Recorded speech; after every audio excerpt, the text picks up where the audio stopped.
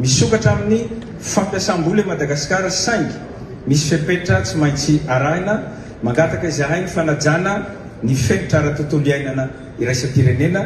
ny felitra ara-teknika voasedra sy voapirofo ary ny fampidirana mpanajana ireo vondrom-piarahamonina eny ifotony. Satria ny tetikasa momba ny angovo izay tsy manaja ny tontolo iainana dia tsy maharitra, ary ny tetikasa izay tsy manaja ny vahoaka dia tsy azo iainana maharitra. Ankehitriny ny tantsaha malagasy iray misitraka herinaratra milamina sy madio dia afaka manova sy manodina ny vokatra ananana. Tsy resaka angovo fotsiny zany fa mipaka hatrany amin'ny rariny ara-piarahamonina mihitsy. Tompoklahy sy tompovavy, ry namana mpiara-miasa avy amin'ny firenena ty amin'ny faritra atsimo, sika rehetra mpitarika mivory ato Abu Dhabi androany, tonga izahay hanolotra fiara-miasa ho an'ny fitombona ara-toekarena. Amin'izao fotoana zao dia manangana tetikasa goavana tahaka ny saofika sy volobe izahay ao Madagasikara mba hahatrarana ny 570 isanjato ny angovo azo avaozina alohan'ny taona 2024. Ity herinandro fihaonana eto Abu Dhabi ity dia ivoniasa sy ny fanapahan-kevitra. Tapitra ny fotoanan'ny diplomasian'ny teny fikasana sy ny fampanantenana. Tonga izao ny fotoanan'ny fanatanterana. Ho anareo mpampiasa vola manatrika izao herinandro fihaonana eto Abu Dhabi izao, manasa anareo izahay tsy hijery fotsiny ny antontanisa ara-bola fa handinika ihany koa ny hahabony vina ny fitomboan'ny maharitra ananany Madagasikara. Ny Sud Global dia tsy tokony ho sokajiana ho isan'ny loza mitaky fandrindrana fa andro lehibe entina manalefaka ny fiovan'ny toetrandro sy fanesorana entina karbona maneran-tany. Vonona tanteraka i Madagasikara, manana harena voajanahary miavaka i Madagasikara, manana vina mazava eo amin'ny sehatry ny angovo, manana tetikasa voafaritra tsara ary indrindra manana finiavana ara-politika matanjaka izahay. Toizana kely zay mety ataon'izao kely dia 5e république tsy izay mihitsy izy fa aorina ifotony mihitsy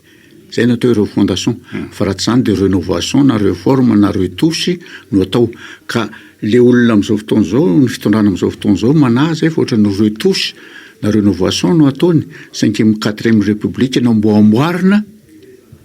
ohatra hoe seny tazomina fa misy ahitsy kely ao anatiny, ny ACC amboamboarina kely, ny aty amin'ny constitution misy ahitsy kely sahala amin'izay. Ina natonga tonga zay hoe satria nisy an'le trangana koroa tamin'ny tapaky ny volana oktobra aveo hoe ny 14 oktobra zay datin'andro manan-tantara teo amin'ny fiainan'ny Madagasikara dia nisy ny fanambarana zay natao teo ambosiroatra nataon'ireo kolonely dimy rahalahy. Dia tao anatin'iny zany dia rava daholo ireo mpanjakana rehetra afa-tsy ny antemeram-pirenena dia anangantsika dia iny andro triny indray koa zany tatry amin'ny ACC dia namoaka hoe izao no fandehany dia mijanona daholo indray le andro mpanjakana rehetrarehetra dia manao fianianana nareo amin'ny fafita ambin'ny folon'ny volana teo ve no mahatonga an'le ayahinareo sy anaovanao fanamariany hoe anao retouche ty zavatra ty fa tsy tena reo. Ny zavatra misy iainantsika amin'izao contexte zao dia ny retour à l'ordre constitutionnel, ny légalité sy ny légitimité. Ny légitimité ny vahoaka mitaky hoe aordany io rafitra io dia manangana rafitra vaovao araka ny tokony ho izy itsika. Dia nandeha tamin'izay izy colonel Dimla tamin'ny voalohany fa avy eo nisy olona zay andehan'olona tafiditra ao anatin'izany ny ACC sy ny mpanolotsaina sasasasany taony hoe aleo mijanona amin'ny cadre constitutionnel, amin'ny cadre légal ihany tsika fa raha tsy zany tsy mahita famatsim-bola avy any amin'ireo tandrefana sy ny sisa dia lasa miverina. Dia hitanao lasa ridicule be. Satria le tombontsoa-pirenena koa saingy na mahatozona le Rakotombo mety ho mibaika amin'izany hoe le firenena efa sahirana latsaka katerena karaha mbola tapaka rehefa matsim-bola karazana hoe tsika mbola supervision amin'ireo ataontsika hoe bailleur sy traditionnel zany dia mety ho sahirana teto le firenena ka mety zay no mibaika tao anatin'ilay fandraisana ilay fanapahan-kevitra. Mila fahasahina io. Ny aina tamin'izany foana ny sika hatramin'izay nanaovana ajustement structurel sy ny sisa zay aza mananana fa sotso mahazo vola amin'ny banque mondiale sy ny FMI so ohatran'izao dia ny ainana ane zany fa miaiza le firenena nefa hatramin'izao firy ny karazana mpitondra teto ny aina tamin'izany fa aiza ny firenentsika hatramin'izao mila fotoana manapa-kevitra ianao hoe tsy mety io fa mila manovotsika na tiany tandrefana zany na tsy tiany tandrefana mila manovotsika arak'izay mampety atsika satria tsika manana ny souveraineténtsika mila sa fa tsy ampitahoriny olona anaovan'ny olona chantage amin'izany foana dia miletika foana ny firenena tamin'ireny privatisation reny ane mampatsiahy fotsiny privatiser ny banky mba ho raisy sous-entendu tsy ny tenena mba ho raisy ny frantsay privatiser ny solika sy ny sisa ny solima mba ho raisy ny frantsay sy ny karana dia nandroso ve le firenena nanankarena ve ny voaka malagasy nandrosotsika ve secteur télécommunication ohatran'izany zany taipiraka kely fotsiny mba menanao hoe mena vola kely raha manao ajustement structurel zao de mena 100 millions de dollars mena 50 millions de dollars mena zao taipiraka dia iaina amin'izany dia zao ianao mbola ataonovan'ny olona chantage amin'izany foana dia mbola anaiky an'izany tsy mety zany ya Mikael tsy mety zany fa mila sa ianao manitsy zay zavatra tsy mety rehetreto ary tsika manana ny souveraineténtsika rehefa tsy mety izy tsika afaka mitady lalana ahafahana mandroso amin'izany fa tsy andevozon'ny frantsay sy ny union européenne sy ny américaine sy ny banque mondiale sy ny FMI lava eto resaka an'izany ianao mentefa amin'ny filohan'ny fanavozana ny repoblika fa raha menony votoaty kabarina sy fandraisan'ny fitenenana zany dia hoe itsika dia misokatra amin'ny fiaramiasa dia fiaramiasa win-win dia any Dubai moa zany izy zao misy an'le fionana resam-pirenena iny nandraisan'ny fitenenana zay kabary tamin'ny teny malagasy moa nataony fa ohatrany mametraka an'izany ko hoe ny endrim-piaramiasa makany aminay amin'izao fotoana zao dia fiaramiasa mba azonay tombony fa tsy le zay le mety tsy efa mba miala an'izany kilemilemy sy le taitaipiraka zany tokoa ve raha ohatra zay rehefa tena miaino rehefa miaino fa nareo moa tena hoe ao anatin'ilay tontolo politika misehatra amin'izy mety hoe hafa ve ny kabary fa hafa le tena zavatra atao zay no izy kabary ianao ary zao enon'ny olona fa io question d'intérêt io question na gestion d'intérêt io ny tandrefanareo efa ela ny rahany ainy taminy ary mbola hita zao jereo te ataon'ny amerikana sahany fotsiny zao no manala ny président ny venezuelana sahany fotsiny zao ny naisitra ny régime ao Iran za tsy miteny hoe ratsina tsara ny régime reny fa manana ny fahaleovan-tena reny nefa dia sahany fotsiny zao rehefa tsy manaraka ny intérêt ianao dia pehiny fotsiny zao zany démocratie mba manindrina démocratie izy nefa zany dia tsika mila manao démocratie tena fanentana tsara amintsika gasy mila manao fitsipy-dalao mikasika ny démocratie eto amintsika arak'izay mampety atsika tsara fa tsy baikibaikon'ny any velany ary indrindrandrindra mampatsiahy eto Roland fa ny fifidianana hatramin'izay teto financement occulte daolany no nahalany an'ireo olona zay tonga fitondrana fa tsy tena financement madino ray izy za dia milaza aminao an'izany mety hoe avy amina ery ivelany na groupe d'intérêt économique mety avy ato anatina avy any ivelany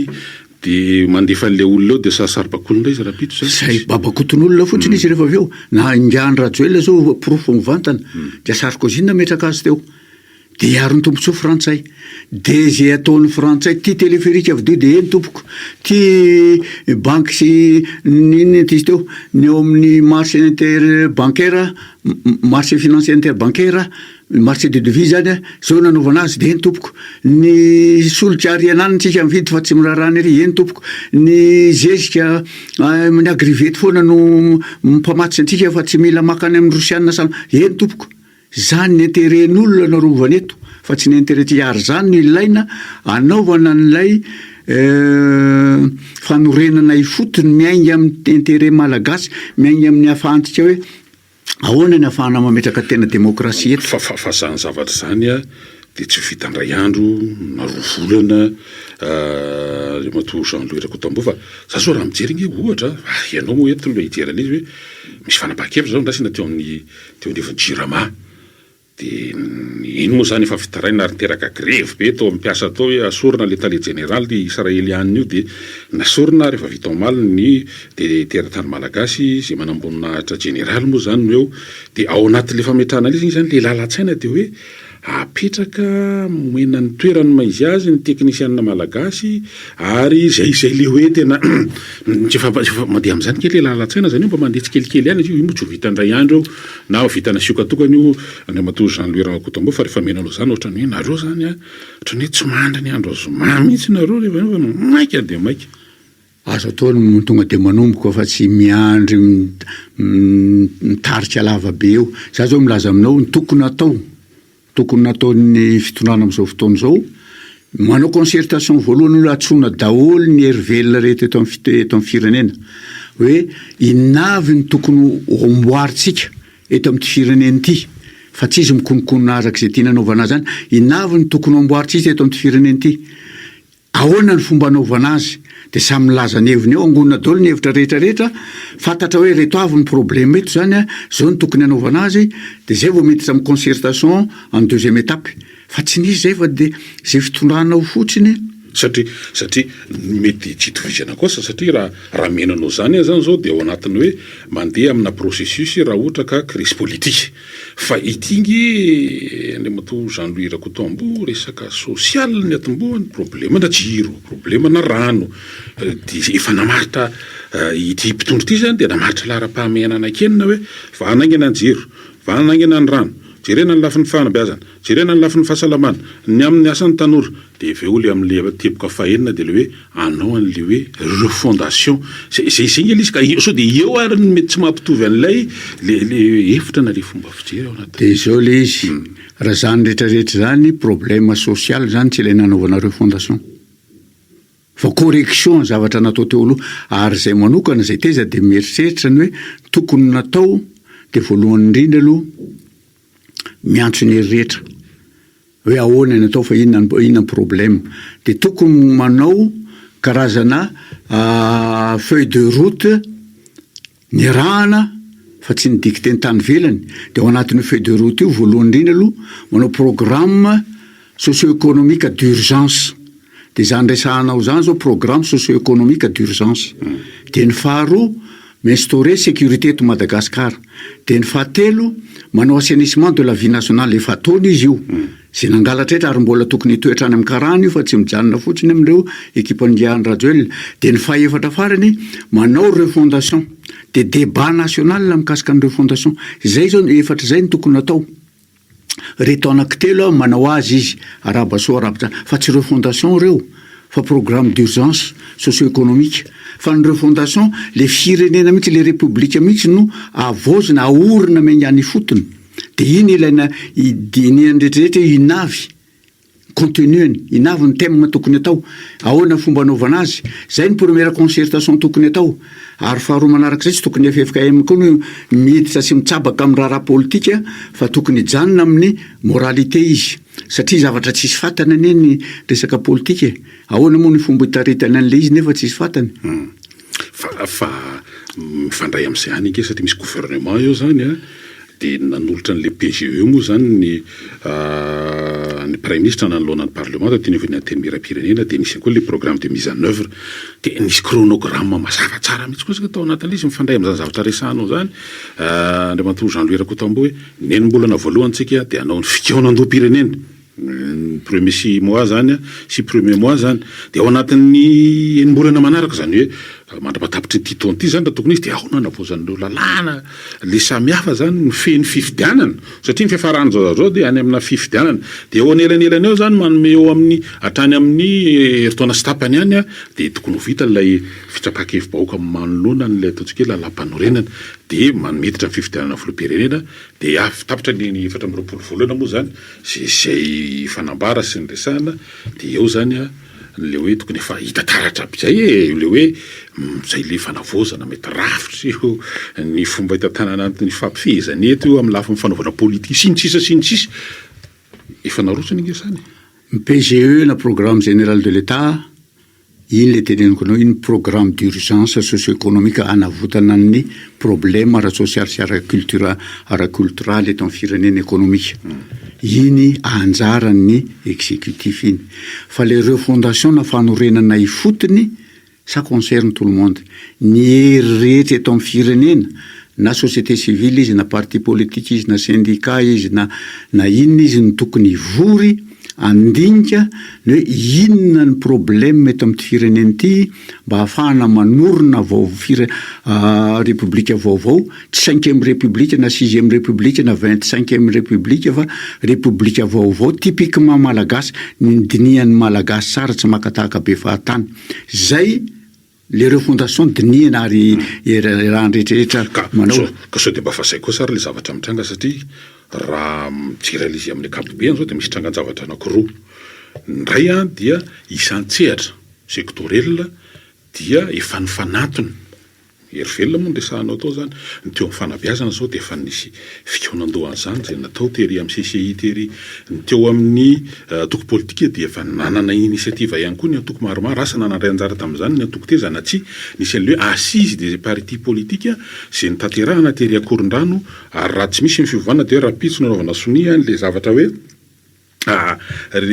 karazana feikevitra zay efa iombonan'ireo mpandray-anjara moentina any anatin'ilay concertation nationale. Dia teo ihany koa mananao an'izany koa ny sehatra fa tamin'ny finoana ary ny finoana katolika dia efa nanao ny azy tery Amandrimena, Silamo ihany koa tamin'ny dia efa nanao ny azy ihany koa zareo. Nitretsekilany ny fanjakana tamin'ny alalan'ilay ministera-panjakana misahana ny fanavozana ny republika zany, izay tarihan'ny ministra Maître Yantra Razafimanaantsoa, dia efa nanao andrana savaran'ando mba hanafahana hoe inona marina mba hahafahana manitsy, satria misy le hoe adaptabilité zany, zavatra mety miova zany tsy arakarak' le mety efa misy zavatra mba homanina ihany, mety lasitra l'izy fa hoentina aroso dia ahitsy arakarak' le izy. Raha tsy diso misy faritra eo amin'ny 10 eo zany anaovana ohatrany hoe savaran'ando le fikaonandoam-pirenena. Ka zay natao hoe ohatrany efa mandeha ela izy fa nareo sao dia varina any nareo raha kotamboizany lui fa ity la machine ny fanavozanareo fondation tingy ohatrany efa mandeha. Ya, ny mikasika ny hoe fikaonando mikasika fanabeazana sy ny sisa, ireny ao anatin'ny eritreretanay azy programme socio-économique d'urgence tokony atao. Fa tsy inona anaovana concertation nationale satria izao no lazaiko anao programme iny. Zay teza zao raha ilatsaka rehefa après ny référendum sy ny sisa, manana programme atolotray amin'ny vahoaka ane zay. Tsy voatery anaraka an'iny ane. Lany vahoaka zay ny zavatra natolotra eo, lany vahoaka no tanterahanay fa tsy resaka torapo ary. Ary zay ny problème amin'ity concertation hoe manao concertation sectorielle sy ny sahala amin'izany ity, fa ny aminay teza ny concertation nationale dia tokony hijanona fotsiny amin'ilay refondation na fanorenana ifotony ny république vaovao. Hoe koana no mitondra an'ity firenena ity, manisany mampiletsy amin'ny firenena ane zany, tokony adevitra lalina be ane zany. Kanefa ohatrany amavanina sy ohatrany tsy nieritreretiny sasany akory izy izy. Dia zay ny problème. Ny problème zany tiako tenenina eto, tokony avahana tsara hoe ty programme socio-économique d'urgence tanterahan'ny mpanatanteraka amin'izao mandritra ny teteza mita. Ty refondation ho an'ny ho avy Madagasikara ray manontolo amin'ny lafiny ara-démocratie. Satria les règles de jeu de la démocratie ny rahana mifanaraka tsara hoe ohatran'izao ny anaovana azy mba tsy ifandona-tsony rehefa avy eo. Dia avy eo samy manana programme no tanterahany. Tsy voatery ho izay natao concertation nationale mikasika ny économie, toe-karena, sosiala sy ihany no tanterahany zay rehefa avy eo. Fa inkosa mety amoaka cadre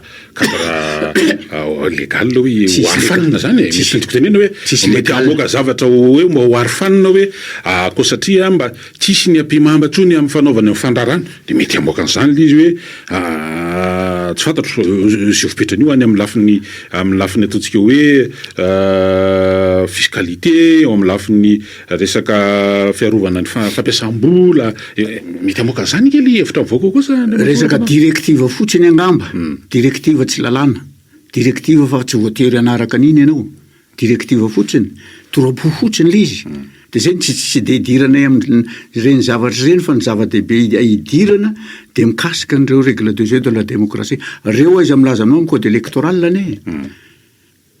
mbola lalàna lanin'ny assemblée nationale satria loi organique io loi organique raha mikasika ny fifidianana dia mbola misy degré d'application le gouvernement ao aorianany ty teteza mity ty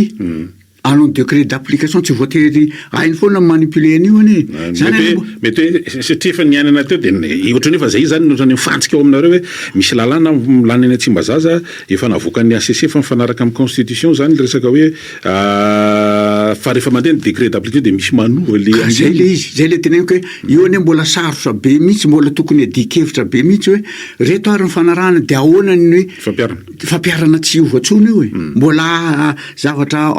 problème para mbola dinihana anie zany ary zay ny teneniko hoe tokony defa manomboka fa tsy miandry ny hoe afaka telo volana efa bolana tokony manomboka concertation nationale voalohany averiko ny manendra hoe inavy le problème dao jeretsika miaraka inavy ny problème eto Madagasikara mikasika ny démocratie faharoa ahoana ny fomba hiaditsika hevitra mikasika an'io araka ny tokony mba tsy hanao toram-po fotsiny dia raisina point par point reny dia tenerana tsara vao avoaka le texte hifanarahana tsara raha ilaina zay teza manokana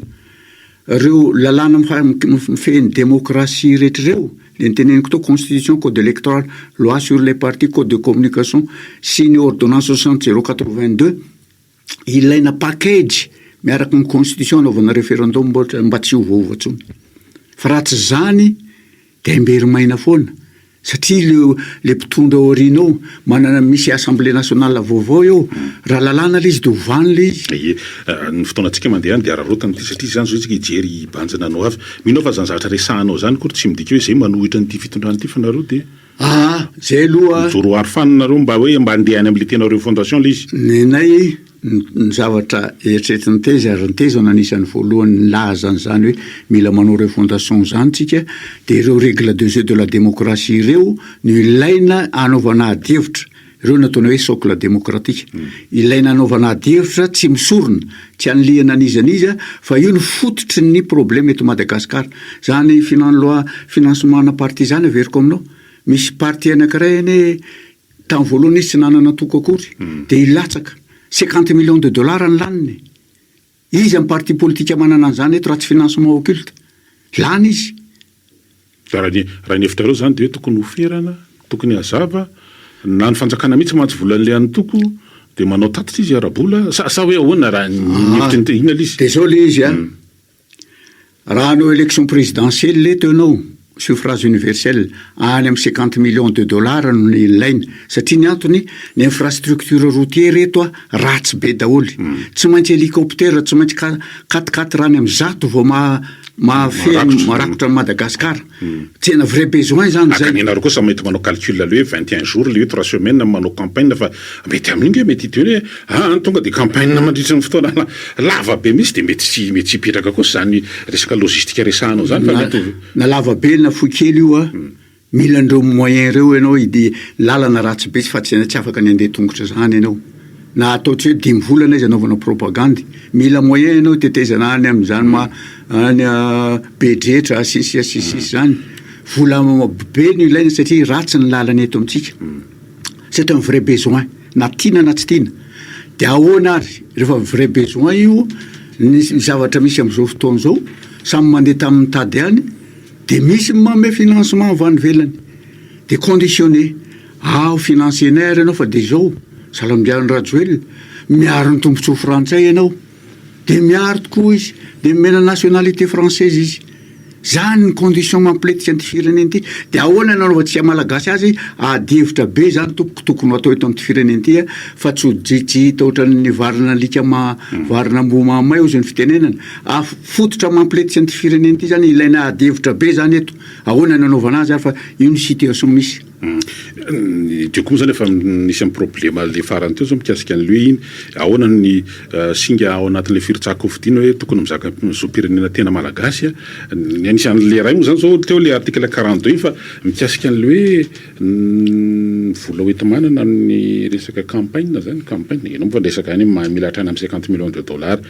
ho plafonnena sa tsy plafo zany koa matsy ny adihevitra be oferana ve ny vola afaka ampiasain'ny mpirotsaka fidiana ao anatin'ny fotoanan'ny fampelezakevitra sa tsy ka zay le zany rehetra zany problème tokony débatevana eto ny olona mahita financement occulte avy any velany tsoronay miteny aminao fa zay mivarotra ny firenentsika ity tsy fidiny azy angamba satria mila vola izy anaovana élection fa fivarotana tany razana zany satria le olona ame volanao an'izany tsy anaikinaiky foana akory tsy volana dala akoriny azy dia ahoana nataon'ny firenentsika manoloana an'izany zavatra zany problème mila vola anaovana an'le élection tsisy nantoko ray azy eto averiko naman tsisy nantoko ray azy eto mana zany 50 millions de dollars zany nefa mbola nisy candidat fa mbola nandany mihoatra an'izany ka zay taiza reny vola reny ary rehefa jerenao izy rehefa nefa nisy le voamera mpanaramaso ny fiainana politika sy ny sisa le hoe mila manao mampafantatra ny fandaniam-bola ny mpilotsaka ofidiana fa de tsy efficace reny tsy efficace reny de reny ilaina dinihana fond le izy hoe maninona ary 50 millions de dollars ny ilain'ny sasany efa mihoatra an'izany maninona ny tsy hitanareo dikan'izany tsy efficace structure io de andao tediavana inona ny fomba zay ane le resaka hoe inona ty izy teo démocratie typiquement malagasy jerena inona le vrai problème inona ny olana ahoana ny atao fa tsy safosafona fotsy de mainky andehanao any amin'ny élection de mijanonao ihany le financement occulte de olona fatritran'olona babakotom-bazaha foana ny tonga mitondra ny firenena fa amin'izao andro ny ataontsika hoe fiazakazahana amin'ny teknôlôjia vaovao zao koa satria mety hanova zavatra ihany le zany zavatra resahanao zany Andriamatoa Jean-Louis Rakotombo satria fa mandeha ny teknôlôjia resaka hoe numérika zany na ny resaka digital mety hanova zavatra ihany zany satria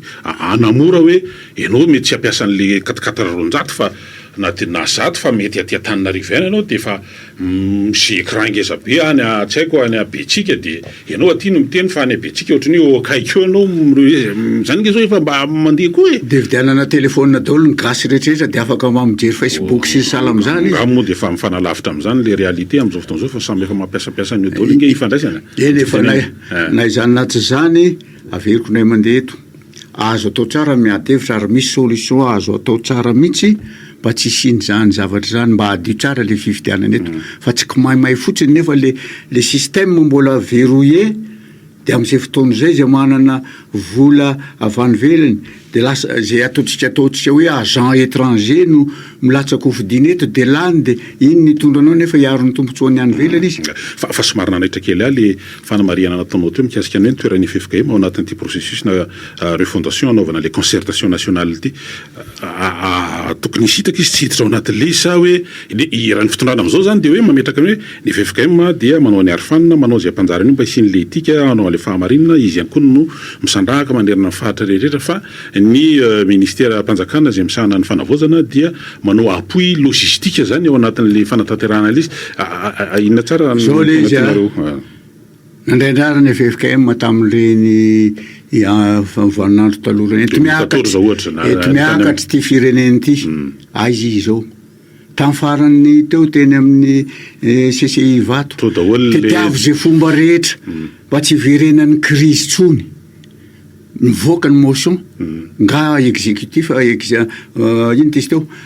exécutoire ny FFKM miletika de tiandray hoe encadren'ny FFKM raha ohatra izy anao an'le fitranandrom-pirenena mitaritra fivavahana fangatahana amin'Andriamanitra tsy maninona fa izy nitaritra any anatin'ny sala am'izay zay tsy d'accord am'izany tsy mety tsy mahafantatra ninina mikasika an'izany ny financement occulte sala am'izany akory ve ny tatana ny débat any de débat de rehefa aveo de tsy creusena à fond le izy fa zay marimaritra iraisany